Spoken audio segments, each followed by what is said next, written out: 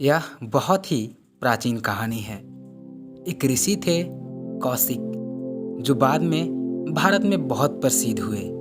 जब वो एक युवा सन्यासी थे, तब एक दिन वो रोज की तरह नदी से नहाकर जंगल के एक वृक्ष के नीचे ध्यान करने के लिए बैठ गए। वो अपना चेहरा थोड़ा ऊपर की तरफ करके ध्यान करने की कोशिश कर रहे थे। उसी पेड़ के ऊपर एक चिड़िया बैठी हुई थी। चिड़िया ने अपनी गंदगी उस युवा सन्यासी के चेहरे पर गिरा दी। यह देख उस युवा सन्यासी को बहुत क्रोध आया, क्योंकि वह अभी अभी नदी से नहाकर आया था और ध्यान में डूबने की कोशिश कर रहा था। लेकिन इस चिड़िया की वजह से अब उसे दोबारा नदी में डुबकी लगानी पड़ेगी। सन्यासी की आंखें क्रोध से लाल हो गई। उसने उस चिड़िया की तरफ बड़े गुस्से से देखा। उसने उस चिड़िया को ऐसे घूरा कि वह चिड़िया पल भर में ही जलकर राख हो गई। यह देख उस युवा सन्यासी को बड़ी आत्मिक शांति मिली। उसे खुशी हुई कि चलो, मेरी तपस्या की शक्तियाँ कुछ तो काम आ रही है। उसने दोबारा नदी में स्नान किया और अपनी साधना करने बैठ गया।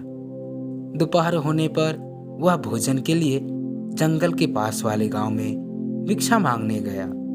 वहां एक घर के बाहर खड़े होकर उसने आवाज लगाई, भिक्षाम देही। अंदर से किसी स्त्री की आवाज आई, कृपया थोड़ा इंतजार करिए, मैं कुछ देर में आ रही हूँ। यह सुन उस युवा सन्यासी को क्रोध आ गया, क्योंकि आज सुबह सुबह ही उसे परेशान करने वाली एक चिड़िया को उसने अपनी नजरों से ही जलाकर राख कर दिया था। इस घटना ने उसके आत्मिक घमंड को हवा दे दी थी। उसने और जोर से चिल्लाकर कहा, भिक्षाम देही। अंदर से फिर उस स्त्री की आवाज आई, कहा ना, कृपया थोड़ा इंतजार करिए, आ रही हूं। यह सुन वह युवा सन्यासी और क्रोध से भर गया। उसने और जोर से आवाज लगाई, भिक्षाम देही। वह लगातार आवाज लगाता रहा। तभी अंदर से एक महिला हाथ में भोजन की थाली लिए बाहर आई। युवा सन्यासी ने उस पर चिल्लाते हुए कहा, मैं दैवीय शक्तियों से संपन्न एक महान सन्यासी हूँ। तुम्हारी हिम्मत कैसे हुई मुझ जैसे सन्यासी से इंतजार करवाने की। इस पर उस महिला ने कहा, तुम्हें जल्दी किस बात की है? मैं अपनी पति को खाना खिला रही थी। वो दोनों आंखों से अंधे हैं, कुछ देख नहीं सकते, पर तुम तो थोड़ा इंतजार कर सकते हो ना। युवा सन्यासी ने गुस्से से महिला की तरफ देखा। महिला ने कहा, तुम मुझे ऐसे घूरो मत, मैं कोई चिड़िया नहीं जो जलकर भस्म हो जाऊंगी। यह सुन वह युवा सन्यासी की आंखें फटी रह गई। उसने पूछा, लेकिन यह तुम्हें कैसे पता? महिला ने कहा, उससे कोई फर्क नहीं पड़ता, लेकिन तुम मुझे ऐसे घूरो मत। सन्यासी ने सोचा, उस घने जंगल में तो आसपास कोई था भी नहीं, फिर इस महिला को उस चिड़िया के बारे में कैसे पता? उसने पूछा, कृपया बताइए कि यह आपको कैसे पता चला? महिला ने कहा, मैंने कहा ना कि उससे कोई फर्क नहीं पड़ता, और आप जिस घमंड से अभी भरे हुए हैं, ऐसी हालत में आप कुछ सीख भी नहीं सकते। सन्यासी हाथ जोड़ते हुए बोला, तो फिर आप मुझे अपना शिष्य ही बना लीजिए। महिला ने कहा, मैं एक गृहिणी हूँ, मैं किसी को अपना शिष्य नहीं बनाती, लेकिन मैं तुम्हें अपने गुरु का पता जरूर बता सकती हूँ। तुम उनके शिष्य बन सकते हो। महिला ने उस युवा सन्यासी को अपने गुरु का पता बताया। उस पते के अनुसार वह युवा सन्यासी पास के ही एक नगर में पहुंच गए। फिर वह अंदर जाते रहे। फिर थोड़ी देर में वो कसाई की गली में पहुंच गया। उन्होंने देखा चारों तरफ मांस लटके हुए हैं। उन्होंने सोचा, शायद मैं गलत पते पर आ गया हूँ, लेकिन पता बिल्कुल सही था। वे एक ब्राह्मण थे। उनका कसाईयों की गली में देखा जाना भी पाप था। उन्होंने सोचा, मैं किसी कसाई को अपना गुरु नहीं बना सकता, लेकिन फिर भी वो आगे बढ़े। उन्होंने लोगों से पता पूछा। लोगों ने इशारे से बताया कि यह इंसान उस दुकान में रहता है। वो वहाँ गए। उन्होंने देखा वह एक इंसान था जिसके पूरे शरीर पर खून ही खून लगा हुआ था। उसके चारों तरफ मांस के टुकड़े टांगे हुए थे। वह बड़े ध्यान से मांस को काटने में लगा हुआ था। वे वहाँ खड़े खड़े सोचने लगा, मैं ब्राह्मण हूँ, एक कसाई भला मुझे क्या सिखाएगा, और फिर चाहे कुछ भी हो, मैं एक कसाई का शिष्य नहीं बन सकता। वो लौट कर जाने लगे। तभी उस इंसान ने उन्हें उनके नाम के साथ पुकारा। उसने कहा, महात्मा कौशिक, आपको उस स्त्री ने मेरे पास भेजा है। यह सुन वे युवा सन्यासी अवाक खड़े रह गए, क्योंकि उन्होंने अपना नाम अब तक किसी को बताया ही नहीं था। फिर यह इंसान उनका नाम कैसे जानता था?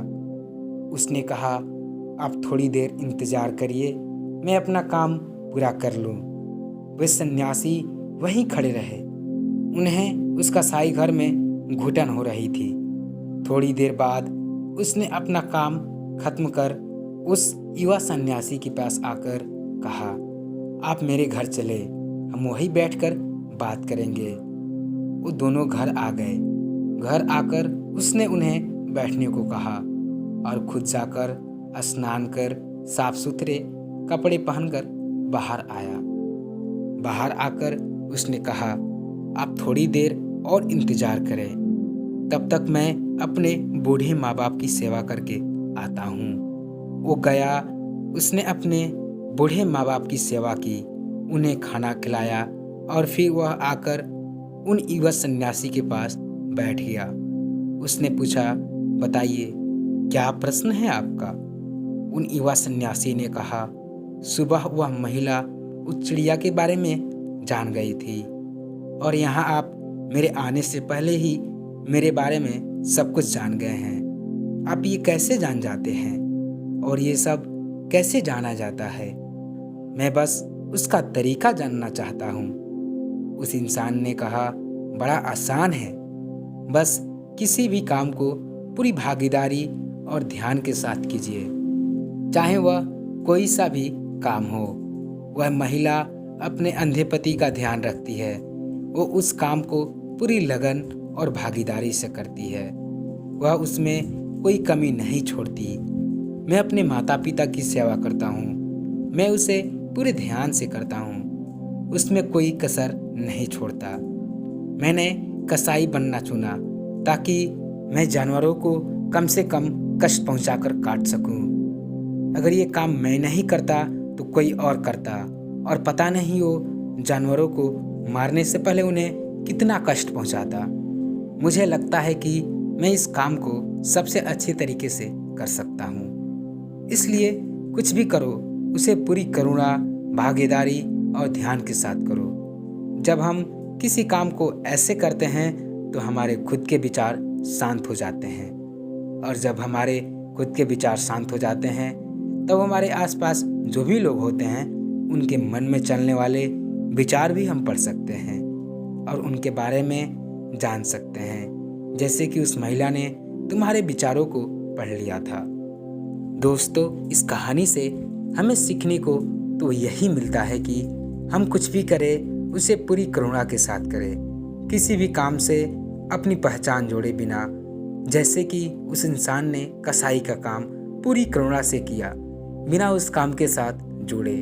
जब हम किसी चीज़ को खुद से जोड़कर नहीं देखते तब हम सही मायने में उससे प्रेम करते हैं। फिर हम उसके लिए वही करते हैं जो सच में उसके लिए ज़रूरी है।